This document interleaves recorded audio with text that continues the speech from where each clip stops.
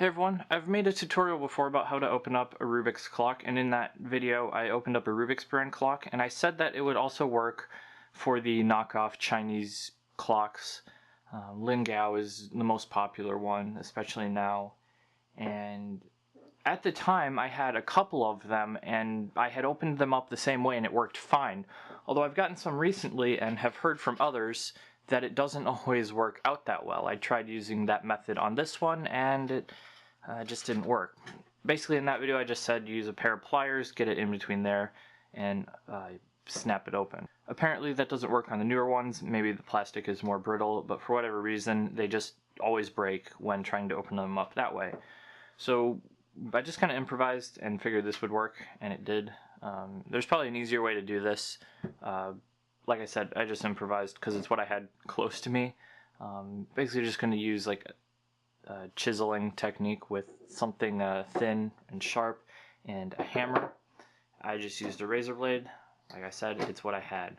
If you want to get it right in the crack and kind of hold it and the clock at the same time, and then just hammer that in, and if it doesn't break all the way, you can use your leverage again there to snap it open, but it seems to work pretty well. I've had a couple of the sides on some of them that have taken like a long time. Most of them go pretty quickly like that. So again, you just kind of feel for the crack and then hold it in place and just give it a hit, and they should be open. Another thing I have found to be a common problem with these newer LingAo clocks is the inserts will be kind of stuck with glue onto this black inside casing part.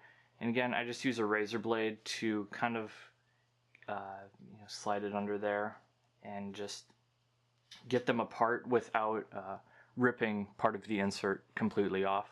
I would assume there's probably a better tool that would be safer to use than a razor blade. You could probably even use just like a small screwdriver and get the same result. I've never personally tried this with a Rubik's brand one. I can't imagine that it wouldn't work, but do that at your own risk. So, yep, that's about it. If you have any questions, feel free to leave them in the comments below. And thank you for watching.